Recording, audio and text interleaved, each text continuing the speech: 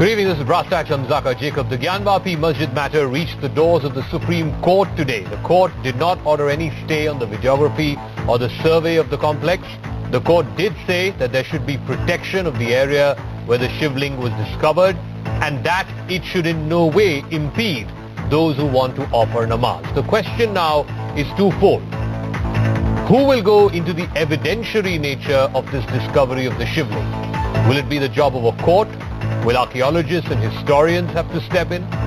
And what about the argument by the Muslim side that this is a violation of the 1991 Places of Worship Act? Also, at a larger level, we need to ask ourselves this question. Can we whitewash history and historical grievances? After all, the path of history is filled with historical injustices. How do those injustices get redressed? Does India need a Truth and Reconciliation Commission just like South Africa did as it got out of the apartheid era? All that and more through the course of the program here on Brass Tacks. But first, the story of the Gyanvapi tussle as it reached the highest court of the land today.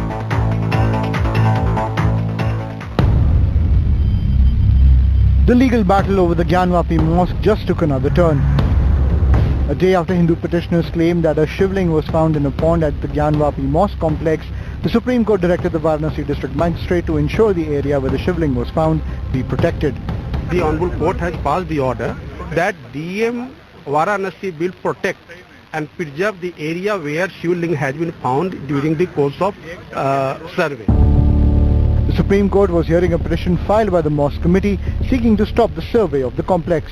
While the filming has not been stopped, the Supreme Court asserted that the right of Muslims to pray inside the mosque should not be disturbed. The order of the trial court is completely wrong, unfair, illegal, which we hope that Supreme Court on the next date of hearing will completely stay that order. Meanwhile, a Varanasi court sacked the commissioner in charge of filming the Gyanvapi mosque complex and has given a 2-day extension to submit the report. एक व्यक्ति द्वारा bite देने से पूरा काम गड़बड़ हो गया। उस निष्पक्षता पे जो कमीशन की रिपोर्ट होती उसकी निष्पक्षता पर प्रश्न चिन्ह उठता है, इसलिए कार्रवाई की गई है। The Gyanvapi mosque, which is located close to the Kashi Vishwanath temple, is embroiled in a legal battle. The Hindu side is seeking permission for daily worship at the Gyanvapi Shringar Gauri complex, which is inside the mosque. But the Muslim side says the idol of Shringar Gauri is outside the mosque. But with the Supreme Court ordering the shivling area be secured, has the stand of the Hindu petitioners been vindicated? Tonight we'll also be joined by the ultimate Shiva chronicler on the Gyanvapi shivling controversy. Who better than to speak with the author of the Shiva trilogy? Author Amish Tripathi will be joining me. That's at 9:30 p.m. later on tonight. But first I want to go across to our panelists on the big debate. At the top of the show, Sanju Verma is national spokesperson of the BJP, Shantanu Gupta, author and political analyst, Khaliqur Rahman is a political analyst as well, Aashutoshsrivastava, our Supreme Court lawyer, and Maulana Ali Qadri, Islamic scholar, also on the broadcast this evening. Sanju Verma, I'll start with you. The argument put forth today by the Muslim side in the Supreme Court was, where will you stop? The 1991 Places of Worship Act protects all places of worship except Ayodhya, which was under litigation then, from changing the basic nature of worship at any of these religious places. Today, if it's Gyanvapi, tomorrow it could be Mathura. Already we are seeing some people in Karnataka asking for a mosque built by Tipu Sultan to be brought down and a Hanuman Mandir be built there. So where will this stop? Aren't you opening a Pandora's box? You know, Zaka, without mincing words, let me tell you, for decades we've been taught the wrong history. And I think if we are trying to reclaim true history, as it were, reclaim our cultural ethos, I don't see why anybody should have a problem. I am not a crystal ball gazer, so without wanting to sound offensive, where will this stop? I don't have a clue to that.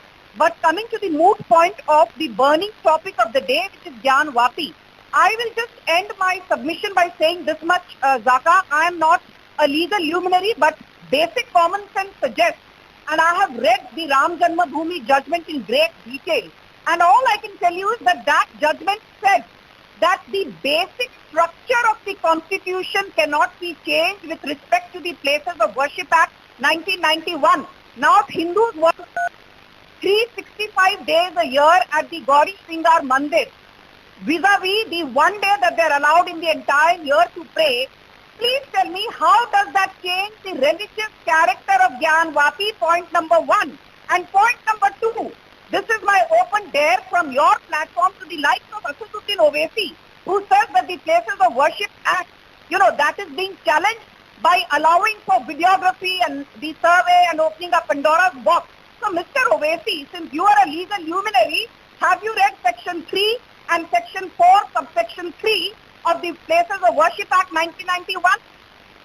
And have you also read as a corollary the Ancient Monument and Archaeological Surveys Act of 1951 and 1958? Gyanvapi is listed as an ancient monument. By virtue of that alone, it ceases to come under the ambit of Places of Worship Act 1991. And also, Zaka. No. One second. Just a small clarification there. Number one, the nomenclature of an ancient place of worship can be decided only by the Archaeological Survey of India. As far as my understanding goes, Gyanvapi is not a site that is protected by the Archaeological Survey of India, at least not until now. It could change in the future. And the nature can only change once it becomes an ASI monument, which it is not right now. Secondly, as far as the Places of Worship Act is concerned, I think both in letter and spirit, it is very clear that that other than Ayodhya, all other places of worship, and it's been acknowledged in the Ayodhya judgment, the 5-judge constitutional bench judgment written by former Chief Justice Gogoi, that it is one of the preserving factors of our secularism is this Act of 1991. But be that as it may, what I want to ask... I'll come back to you. We have 30 minutes on the debate. Shantanu Gupta, what it boils down to is this. When the Ram Janmabhoomi agitation started, it was about Ayodhya primarily, but also Kashi and Mathura baki hai. But who is to say that it will stop at Kashi and Mathura? Today we are already seeing people in Mysore, in Mandya, saying that there is a temple, there is a mosque built by Tipu Sultan, which was destroyed by Hanuman Mandir, was destroyed by Tipu Sultan. Therefore, they are laying claim to it. In Ahmednagar, a similar case has come up. It is a recorded fact of history that 3,000 temples have been destroyed, from the Ghaznis and Ghaznavis to the Khiljis to the Aurangzebs. Are we now going to excavate 3,000 mosques across India? Shantanu. Zaka, it's a very pertinent point, and it's quite a deep debate. I'm sure we all know this beautiful book by Sitaram Goelji, which says Hindu temples, what happened to them. And it's Islamic evidence. So it has a detail of 2,000 mosques which are built over temples with exact details of Islamic reference given in detail. Can we artificially stop this topic by something like Places of Worship Act? Maybe not. Places of Worship Act is already challenged, and on the face of it sounds very undemocratic, right? So there was appeasement politics for so long, and things like Sachar Committee report, Hajj Yatra, Places of Worship Act, minorities have the first right on the nation's resources. All these were given narratives given to capture this vote. But on the face of it, you cannot forget the history of destroying of temple from Muhammad Qasim to Gauri, Ghazni, Babar, Aurangzeb. And if I'll be very worried if these are the heroes of Indian Muslims. My hero is Abdul Hamid, my hero is APJ Abdul Kalam. So at some point it should stop artificially because of the Places of Worship Act. I doubt it will, and as soon as a very serious bench take cognizance of something like Places of Worship Act, on the face of it, it's very undemocratic. And in Gyanvapi case... If it is undemocratic... one second. If it is undemocratic, by all means, it is a law, right? A law can always be amended. Question is, why are you depending on the court to strike down as unconstitutional if you feel it's unconstitutional? 30 years after that law was passed, today the BJP has majority in Lok Sabha and in Rajya Sabha. Go ahead, amend the law. I'm sure, Saka. I think every law also have what's the social condition happening that time. From the last 70 years, we have ruled in a certain way where minorities are appeased and majority cannot, let alone asserting, cannot even say about its rights.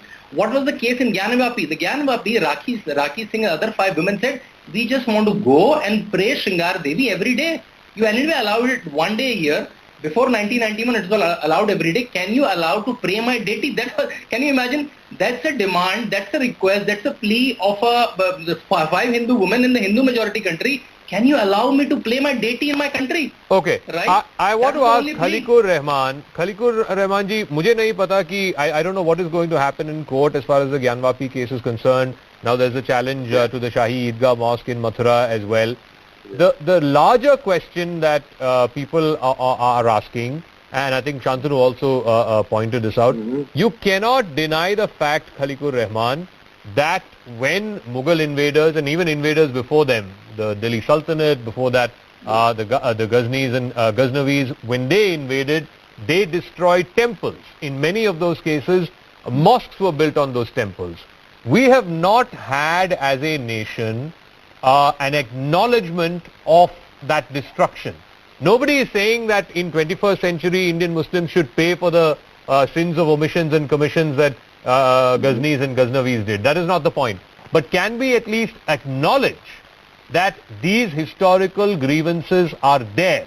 These historical injustices have happened. Khaliqur Rahman, can that be a starting point like we had in South Africa, where racist crimes against blacks were acknowledged by the Truth and Reconciliation Commission? Let me tell you, the facts have been distorted, and whatever is being, said and written, there is, hardly any evidence of the fact that the temples were destroyed here in India. But unfortunately, my co-panelist here, is saying with a firm belief that the temples were destroyed here in India by the invaders, the word what you are using here. No, let me come to that. So, and this is not the time to go, because the Places of Worship Act 1991 has sealed that as on 15th August 1947. So why are we going back and trying to dig the buried skeletons? So this is not the time here. And I but Mr. Rahman, Mr. Rahman, it's a recorded. One second. We all have our differences. We all have our differences. Yeah. I said this again and again, to expect modern day Indian Muslims to repent for the sins of the Ghaznis and Ghaznavis, it's ridiculous. Yeah. Now, that is not the point. But the point is, it is a recorded fact of history that in Gyanvapi, in Kashi Vishwanath, the original temple that stood there was destroyed by Aurangzeb, and the current Gyanvapi Masjid is built on the pillars of the temple. The modern day Kashi Vishwanath temple was built only in the 17th, 18th century by the Rani of Indore, Ahilyabai Holkar. This is a recorded fact. This is not, I mean, we can't have two different opinions on this. But unfortunately, the very character of Hazrat Aurangzeb Rahmatullah Alayh is being presented in a very, unrightful manner before the nation, before the country. But let us not go to that. We are right now talking about the Gyanvapi Masjid and the Mandir issue here. So now the question is that to what extent my co-panelists and the people from the other faith are going to respect the law of the land, the act which was passed in Parliament in the year 1991, which seals this particular I said this at the start of the show as well. One second. A law, sir, a law. There are two parts to it. Number one, yes, a law exists for all individuals, for all citizens. A law has to be abided by everyone. Absolutely. But a law is not infallible. A law is passed by Parliament, which is why I told Shantanu Gupta, you can't wake up 30 years later and say, this is unconstitutional, we will challenge it in court. But what you can do is, if you feel it's unconstitutional, if you feel it is not in keeping with today's times, go ahead, go to Parliament and amend that law. That is a legal right in a democracy. You can amend laws. Laws are not static. So if the BJP feels that the Places of Worship Act is not in keeping with 2022, then go ahead, amend the law. They are well within their right to amend the law. No problem with that. But I am talking about something larger. Maulana Qadri is joining us. Maulana Qadri, one second, Mr. Rahman, I'll come back to you. I'll circle back to you. Maulana Qadri, मेरा एक larger सवाल है, और larger सवाल ये है कि आप देखिए अमेरिका में क्या हो रहा है. This whole Black Lives Matter जो movement चल रहा है, it is an acknowledgement कि अमेरिका के जो blacks हैं, जो African Americans हैं, उनके साथ 100 साल पहले या 200 साल पहले, 300 साल पहले जो इनजस्टिसेस उनके साथ हुए थे, उसका एक एक्नॉलेजमेंट है. हिंदुस्तान में जो इनजस्टिसेस हुए थे 300, 400, 500 साल पहले, जब मंदिरें तुड़वाए गए और उनके ऊपर मस्जिदें बनाई गई, इसका एक्नॉलेजमेंट क्यों नहीं हो रहा है? और इसका एक्नॉलेजमेंट के लिए क्या हमें भी, जैसे साउथ अफ्रीका में ट्रूथ एंड रिकंसिलिएशन कमीशन बनाया था नेल्सन मंडेला ने, ऐसे क्या हमें भी करना चाहिए truth and reconciliation commission of historical grievances? मौलाना कादरी. देखिए साहब, सबसे पहले तो मैं आपको ये कहूंगा कि अगर हम पास्ट में जाकर के जितनी भी बात करेंगे तो फिर ये समझ लीजिए कि हर सुबह हर शाम एक नया विवाद हमारे देश में पैदा होगा. मैं अपने देश को 1947 से पहचानता हूं और उसी पर मैं बात करना चाहूंगा. रहा सवाल कि हिंदू पक्ष ने ज्ञानव्यापी के मसले में अपनी गुहार कोर्ट में लगाई, कोर्ट ने उनकी बात सुनी जो उनका संवैधानिक हक था, और वहां पर वीडियोग्राफी हुई. आपने सारे सिनेरियो को देखा किस हिसाब से काम हुआ. अब वहां पर वजू खाने में, जिसको हम फाउंटेन कहते हैं और आप उसको शिवलिंग कह रहे हैं, यानी मतलब हिंदू पक्ष, आपसे मतलब आप नहीं है, हिंदू पक्ष, उसको भी जो है जांच का विषय है, उस पर भी जो है जांच होगी, कोर्ट जो भी आदेश देगा. रहा सवाल साहब, एक बात यहां पर मैं आपको कहना चाहूंगा कि जैसे ही शिवलिंग का दावा किया गया और वहां पर लोअर कोर्ट को हिंदू पक्ष के लोग दौड़ते हुए गए और ऑनरेबल कोर्ट ने ऑर्डर कर दिया कि उसको शील्ड कर दो, वहां पर मुस्लिम पक्ष का इंतजार भी नहीं किया गया, जबकि कोर्ट में यह होना चाहिए कि जब हिंदू पक्ष आकर अपनी बात रखा तो फिर मुस्लिम पक्ष भी अपनी बात रखें. ठीक है, आज सुप्रीम कोर्ट ने भी उसी पर ऑर्डर दिया. सुप्रीम कोर्ट ने भी उस पे कोई रुख नहीं डाला ना. सुप्रीम कोर्ट ने भी उस पर नहीं डाला. सुप्रीम कोर्ट ने भी कहा कि जो एरिया जहां शिवलिंग मिला उसको प्रोटेक्टेड रखिए. शिवलिंग मिला नहीं सर, शिवलिंग का दावा कहिए आप. जी जी, the claim of the Shivling. जी जी, the claim of the Shivling. तो मैं ये कह रहा हूं कोर्ट ने भी, उच्चतम न्यायालय ने भी यही बोला ना कि उस जगह को आप प्रोटेक्टेड रखिए. प्रोटेक्टेड इसलिए रखा जाए कि वहां पर किसी किस्म का कोई विवाद ना हो, वहां पर किसी किस्म का कोई आरोप किसी पर ना लगे और लॉ एंड ऑर्डर प्रॉब्लम ना आए. इसीलिए, क्योंकि हम तो फाउंटेन कह रहे हैं, आप शिवलिंग कह रहे हैं, तो ये दरअसल क्या है, ये तो अल्टीमेटली आर्कियोलॉजिस्ट तय करेंगे, हिस्टोरियंस तय करेंगे, एक्सपर्ट्स तय करेंगे और कोर्ट का आदेश आएगा. तो तब तक कोर्ट का मानना है कि इसको आप प्रिजर्व करके रखिए. इसमें क्या आपत्ति है आपकी? ना, मुझे कोई आपत्ति नहीं है, मैं हर कोर्ट के ऑर्डर को मानता हूं, लेकिन एक बात जरूर कहूंगा कि यहां पर आस्था की बुनियाद पर कोई फैसला ना हो, तथ्यों की बिना पर हो. वहां पर जो है प्रूफ्स की बिना पर कोई फैसला हो, आस्था की बुनियाद पर फैसला ना हो. नहीं तो यही तो मैं भी कह रहा हूं कि ये तथ्य है कि औरंगजेब ने जो मंदिर वहां था वो तुड़वाया और तोड़ने के बाद उसके नहीं, ये तो रिकॉर्डेड फैक्ट है सर, ये हिस्ट्री है. इसको ये तो सत्य तो है ही. Alright, Maulana Qadri is gone, but I want to ask Aashutoshsrivastava again. I'm going back to the larger picture. The question that's being asked by the Muslim side is also, where will this end? You're opening a Pandora's box. There are, by historical accounts, at least 3,000 temples which had been destroyed from, the 6th, 7th century AD all the way up until the Mughal era. If you're going to now have excavation of 2,000-3,000 mosques across the country, we're going to have a civil war in this country. See, I don't think this petition was filed recently. This is a very old petition was filed.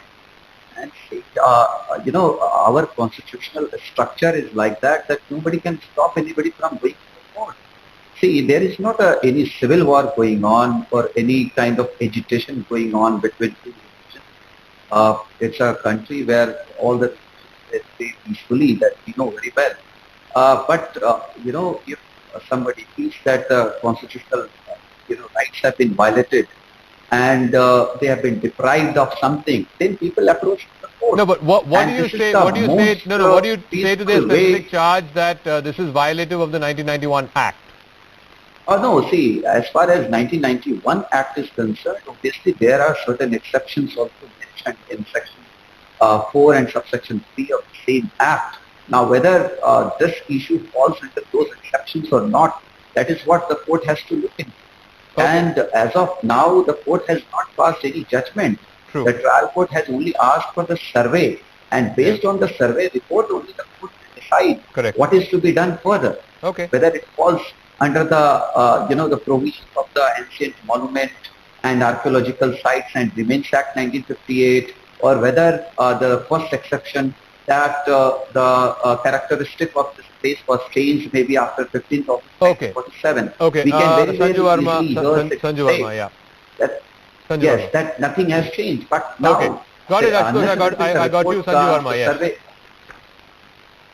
Okay, Zaka, this is a very interesting debate, and I believe that any argument should be corroborated by facts rather than subjectivity and perception. Now, you said that, the Gyanvapi mosque, as it were, is not an ASI listed monument, and hence the Ancient Monument and Archaeological Survey Act of 1951 and 1958 does not apply. To that, I want to tell you very responsibly, and I would love to be challenged on this. The fact of the matter is that there have been 3 important judgments. One is Rosalind Wilson versus the Union of India 2007, ASI versus State of Madhya Pradesh 2014, and most recently Anju Yadav versus Union of India 2019, where by and large, without getting into the semantics, you can look up this for your own benefit. Any monument which is more than 100 years old classifies as an ancient monument, and if we assume that Gyanvapi was built by Aurangzeb having destroyed the Kashi Vishwanath Mandir either in 1664 or 1669, since there are 2 versions saying he destroyed it either in 1664 or 1669. In either case, Gyanvapi is at least 353 years old, maybe 358 years old, so it does qualify as an ancient monument, and by that logic, Section 3 and Section 4, subsection 3 of the Places of Worship Act 1991 does not apply in totality to the Gyanvapi mosque, and I'm saying this with absolute responsibility. Hence, this Places of Worship Act judgment, which is being brought up time and again by the likes of Asaduddin Owaisi, is a whole lot of hogwash to divert attention from the fact that history is being reclaimed for the right reasons with enough data on the side of Hindus, and those who say shivling nahi, ye fountain hai. Okay. Tomorrow you will say wrong is right. But that does not make my humble submission was that the exemptions, exemptions to the Places of Worship Act, at least as far as the Supreme Court judgment from the Ram Janmabhoomi case as has been written, clearly suggests that both in letter and spirit there should be no exemptions to the change of nature of worship of any religious institution, mandir or masjid, as it existed on 15th August 1947. Now, who makes that change? The Archaeological Survey is within its right to make that change if it deems a particular structure as an ancient monument and if it feels that it qualifies under Section 4, Subclause 3. Now, as far as, and this is the point I was trying to make earlier on as well, that Gyanvapi is not an ASI protected monument, as it were. Nobody has gone to ASI and said that, look, we want you to consider this and give this an exemption under 4.3 because it's an ancient monument. That challenge has not happened. Secondly, and I keep going back to the point, it is an act of parliament. You want to amend the act of parliament? Absolutely, by all means. I mean, if a BJP government with 300 plus in the Lok Sabha and I don't know what the numbers in the Rajya Sabha are, but majority in the Rajya Sabha does not or cannot amend a law, then I don't know which government can. So you're well within your right to go ahead and amend the law. But to say No, that Zaka, exemptions can happen basis, the fact that a structure happens to be just over 100 years old, I don't think that's necessary. That's not my view. Anyway. You're misleading, Okay. Zaka. You're misleading, Zaka. No, I'm not. This is my understanding. You could have a different understanding, but let's leave it at that. You can make it. No, I want to go back to the larger debate, please. Please, I want to go back to the larger debate, Sanju Verma. Let this not be a tussle between you and me. I want to open this up to the other guests as well. No, I'm not misleading my audience. My audience is wise enough to decide whether I'm misleading them or not. I'm not. This is my understanding. You may have a different understanding. You've put forth your point of view. I have put forth my point of view. It's up to the viewers to decide. Sanju Verma, let's be respectful of each other's differences. That's fine. No, sorry. I'm moving. I'm not. Sorry, I'm moving on. I want to come back to Shantanu Gupta to the question of again and again, and I'm asking this, forget about the Places of Worship Act, to expect the current modern day Indian Muslim to atone or repent for sins of omissions and commissions committed by Ghaznavi or Ghazni or Khilji or Qasim or Aurangzeb. I mean, where is the Ganga Jamni Tehzeeb in that? Is that Bharatiyata? Nobody is expecting a modern Muslim to repent for them. But if Muhammad, Qasim, Gauri, Ghazni, Babar, Aurangzeb, if they are heroes or current modern Muslim, that's a worry for me. It took 70 years to just change the road on a high street Delhi Aurangzeb road. Aurangzeb was known for three things: jizya tax, executing Sikh gurus, and breaking temples. And his name, high and mighty, was there on a road for 70 years, as if he was a celebrity. Can you imagine a name of a road, Hitler Road, anywhere in Europe or anywhere in the world? And on the panel, everybody's negating. Negating Holocaust is a crime in 17 countries in Europe, and here we are negating, no, temple to tota hi nahi hai, kuch hua hi nahi hai, everyone is hanky-dory.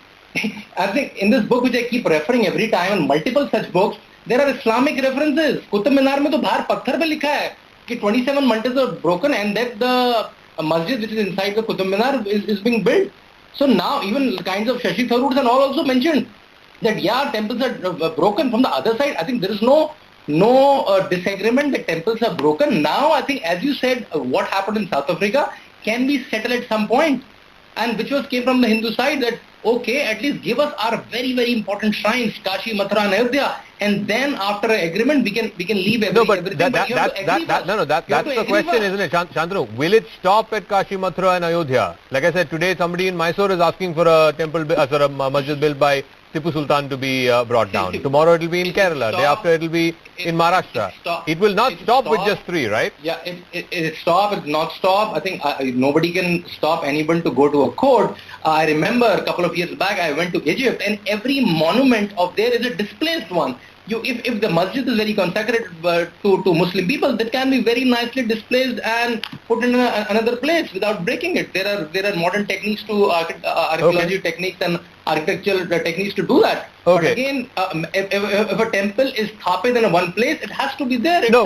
Khaliqur Rahman, I keep coming back to this. Other countries have gone through this. Germany went through this whole process of reconciliation after Hitler's crimes against humanity. Yes. There's an entire generation of Germans who have suffered even after Hitler for the crimes that he committed.